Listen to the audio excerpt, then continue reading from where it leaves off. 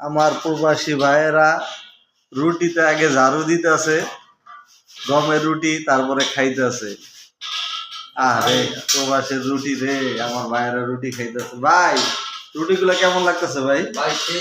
সেই টেস্ট না ভাই? এই রুটি তো বাংলাদেশে কুত্তাও খায় না, আপনারা এই দেশে কেমনে খাইতেছেন ভাই?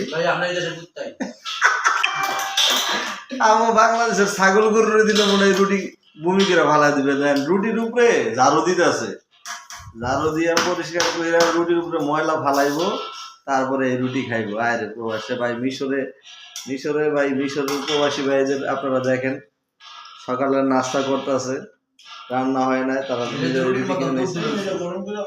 ভাই এটি কি মিশরি দুধ রুটি নাকি? ভাই যারা মিশরে আসতে চান আইসা পড়েন।